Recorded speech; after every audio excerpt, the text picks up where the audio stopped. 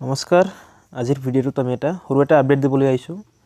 যিসকলে এছএছসি জিডি 2021 বৰ্ষৰ ক্ষেত্ৰত এপ্লাই কৰিছে তেওঁলোকৰ কাৰণে এডমিট কাৰ্ডৰ ষ্টেটাছটো আৰু তেওঁলোকৰ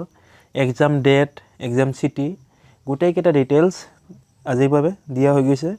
অলপ আগতে আপডেট কৰি দিছে গতিকে আপুনি যদি এছএছসিৰ ৱেবছাইটৰ পৰা আহিব বিচাৰে তেতিয়াহ'লে ইয়াতে ক্লিক কৰক ssc.nic গৈ তাৰপিছত ইয়াতে ক্লিক কৰক তাৰপিছত পাব এডমিট কাৰ্ড ইয়াতে ক্লিক কৰাৰ পিছত ইয়াতে চাব নৰ্থ ইষ্টাৰ্ণ ৰিজন ইয়াতে আছে এই ৰিজনত আপুনি ক্লিক কৰিব লাগিব ক্লিক কৰাৰ পিছত আপুনি এইটো ৱেবছাইটত আহি যাব তলত আহিব ইয়াত আহাৰ পিছত আপুনি দেখা পাইছে ইয়াতে যদি দেখা পোৱা নাই ইয়াতে মই মেনশ্যন কৰি দিছো ইয়াতে আপুনি ক্লিক কৰি দিব লাগিব ইয়াতে আছে এছএছসি জিডি কনষ্টেবলৰ কাৰণে এডমিট কাৰ্ডৰ যেটো ষ্টেটাছ ইয়াতে আপোনাক শো কৰাব গতিকে সাইটটো লোডিং হৈ আছে এই ধৰণৰ সাইট ওপেন হৈ যাব তাৰ পিছত আপুনি কি কৰিব ইয়াতে আপোনাৰ ৰেজিষ্ট্ৰেচন নাম্বাৰ দিব লাগিব তাৰ পিছত ইয়াতে আপোনাৰ ডেট অফ বাৰ্থটো দি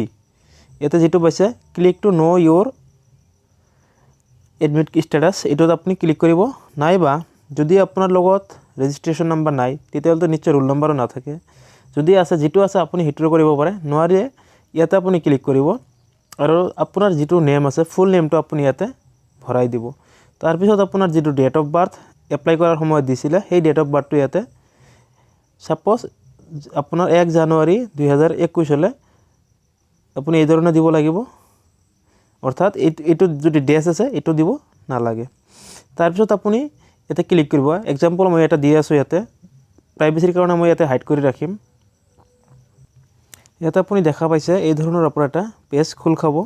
অৰ্থাৎ ইয়াতে আপোনাৰ ডিটেইলছটো দেখাব যদি আপুনি ইয়াতে লক্ষ্য কৰে ইয়াতে পাব আপুনি আপোনাৰ एग्जाम ডেটটো তাৰ পিছত আছে ৰিপৰ্টিং টাইম কোনটো আছে আৰু एग्जाम টাইম কেতিয়াৰ পৰা एग्जाम আৰম্ভ হ'ব আৰু কেতিয়া শেষ হৈ যাব আৰু एग्जाम চিটিটো ইয়াতে দেখাব গতিকে এই ধৰণে আপুনি আপোনাৰ ষ্টেটাছটো চেক কৰি লওক एग्जाम পোৱাৰ আগতে অৰ্থাৎ যেতিয়া আপোনাৰ এটা বস্তু হল যে এডমিট কাৰ্ড ফিজিক্যালি যেটো পায় আপুনি ই এডমিট কাৰ্ড যেটো পায় আপুনি ইয়াতে এটো পাব एग्जामৰ 4 পৰা 5 দিন আগতে গতিকে এডমিট কাৰ্ডৰ ইমান প্ৰয়োজনীয়তা নাই গতিকে এতিয়া আপুনি ষ্টেটাছটো চেক কৰি লওক ভিডিওটো ভাল লাগিলে লাইক কৰি দিব আৰু আপোনাৰ যিবিলাক বন্ধুবৰ্গ বে এটো শেয়াৰ কৰিব লাগিব তেওঁলোকলৈ যিসকলে এপ্লাই কৰিছিল এছএছসি জিডিৰ কাৰণে